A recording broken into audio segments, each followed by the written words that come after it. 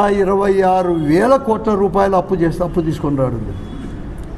ప్రతి మంగళవారాన్ని ఈ ప్రభుత్వం కూటమి ప్రభుత్వం చంద్రబాబు నాయుడు గారు అప్పుల వారంగా కూడా మార్చేసినాడు. ప్రతి మంగళవారం కూడా అప్పు, ఏదో ఒక అప్పుల వారంగా మార్చేసిన ఘనత ఈరోజు చంద్రబాబు నాయుడుకి ప్రతి మంగళవారం కూడా దక్కింది. పోతే పని ఇన్ని అప్పులు చేశారు. అదేనే కానీ వాళ్ళు ఏదో చెప్పినట్టుగా మేమంతా కూడా ఆస్తులు చేస్తామనో సంపద సృష్టిస్తామన్నారు.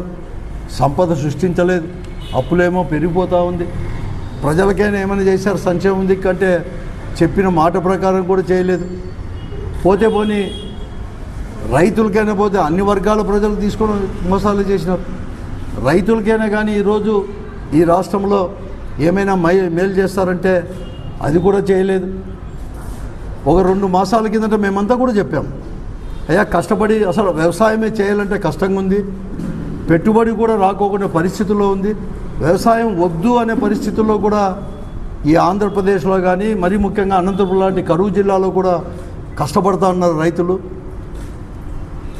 అప్పో సొప్పో చేసి పెట్టుబడి కూడా పెడితే ఈరోజు వాడు పండించిన పంటకు కూడా గిట్టుబాటు ధర కాలేదు. కేంద్ర ప్రభుత్వం కానీ రాష్ట్ర ప్రభుత్వాలు కూడా మద్దతు ధర పెద్ద ఆర్భాటంగా కూడా ప్రకటించుకున్నారు, పత్రికా ప్రకటనలు చేశారు, ప్రచారం చేసుకుంటున్నారు.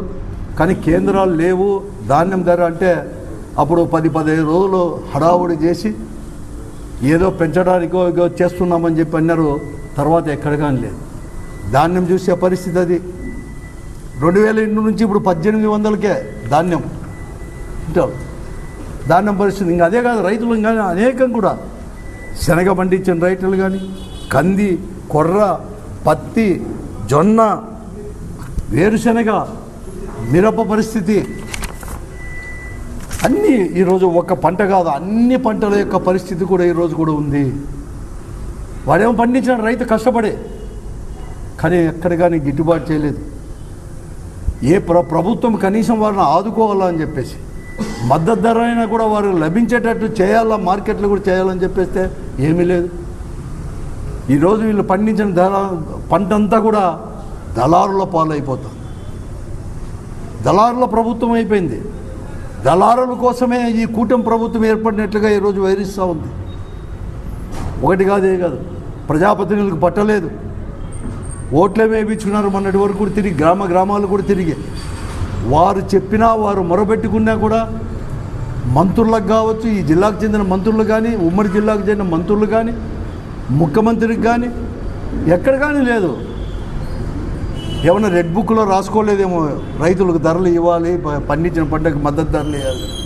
లోకేష్ గారు అదన్నా రాసి ఇస్తేనే వాళ్ళ తండ్రి గారు చంద్రబాబు నాయుడు గారు అమలు పరుచుకుంటాడేమో. ఆ పరిస్థితి ఈరోజు కూడా ఉంది అన్నమాట. ఎంత పరిస్థితి అంటే అంత పరిస్థితి ఉంది. ఈరోజు శనగ పండించినాడు విత్తనం వచ్చేసి క్వింటాల్ వచ్చేసి విత్తనం వేసేటప్పుడు 3 నెలల కిందట 4 నెలల కిందట 7,500 8,000 రూపాయల క్వింటాల్ కొంటే ఈరోజు కేవలం 5,500, అంతకంటే తక్కువ 300. ఎంత అన్యాయం అంటే దళాలు వ్యాపారస్తులు చేస్తున్నారు. ప్రభుత్వం మద్దతు ఉంది కాబట్టి వాళ్ళు చేస్తున్నారు. డిస్కలర్ వచ్చింది అక్కడక్కడ. మన వర్షానికి ఏదో కొద్దిగా కొంచెం ముందు పీకిన వాళ్ళకి డిస్కలర్ వస్తే ఒక క్వింటాలకు 10 నుంచి 15 కేజీలు విత్తనం శనగ ఫ్రీ ఇవ్వాలి. అంటే ఒక క్వింటాల్ కొనుక్కుంటే 10 నుంచి 15 కేజీలు ఫ్రీగా ఇవ్వాలి. డిస్కలర్ వచ్చిందానికి మళ్ళీ రేటు తక్కువే. 5,500 కూడా వాళ్ళు తీసుకోవడం లేదు. రేటు తక్కువ చేసి మళ్ళీ అంత ఫ్రీగా అదనంగా ఇవ్వాలి అనమాట. ఆ పరిస్థితి ఈరోజు కూడా ఉంది.